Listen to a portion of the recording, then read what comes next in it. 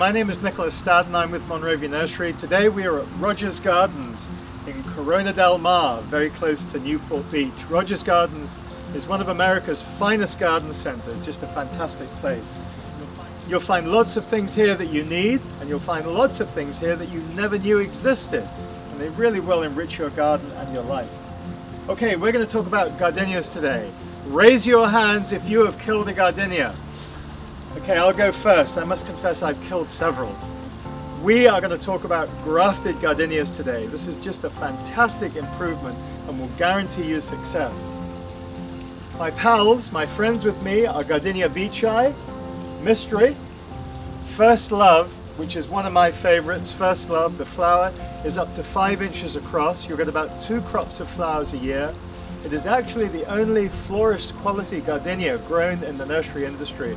The ladies in Hawaii will make corsages out of it. But I'm getting off track. We're going to talk about grafted gardenias. This is a Gardenia Mystery.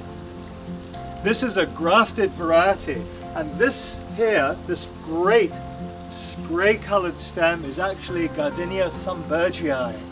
And Gardenia Mystery, First Love, Veitchi, the varieties from Monrovia. A lot of these plants are grafted onto Thunbergii. Look on the label.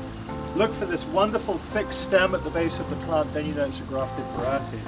Now, why is Gardenia Thunbergii so important, so valuable? And here are the reasons. It's tolerant of overwatering, underwatering. It's tolerant of poor soil. It's tolerant of high salinity in the soil. And I believe most important, that it actually will take nutrient up into the plant once it's below 60 degrees. Most gardenias will stop taking the food up into their system at about 60, where Thunbergii will go right down into the 50 degrees. So all during the winter months, you can have great green looking gardenias. I live in Brea, about an hour inland from where we are, and all winter long my gardenias are this color. It's great. So this is definitely the rootstock to use. They're just a little bit more expensive, but I can promise you it's worth every single penny. You can use these in containers, you can use them in the garden. We're going to talk about food in a moment. But also, let's talk about the flowers. Oh, they're just so fragrant. Once smelled, you never forget them.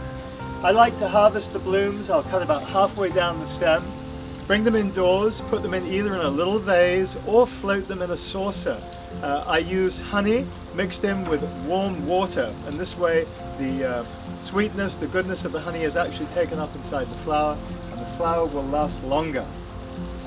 So if you want a fantastic looking plant above the surface, it's very important to feed your plant and get the correct planting mix below the surface. So some recommendations. Gardenias love an acid loving soil. This is a great product called Garden of Bloom. If you're planting in a container, I would put your gardenia 100% in this. If you're in the soil, in the ground, I would probably use about 75% and about 25% your native soil, because you want your plant to get to know the native soil a little bit. Other great products are Sea Gold. If you want a fast reacting fertilizer, this is seaweed. This is a wonderful product to use. Gardenias love sea kelp, seaweed, fish emulsion, all that sort of stuff. You put it on there and you can hear them go, it feels so good. Dr. Earth, which I'm a real fan of, I'm sure a lot of you have seen this. This is the acid-loving organic fertilizer.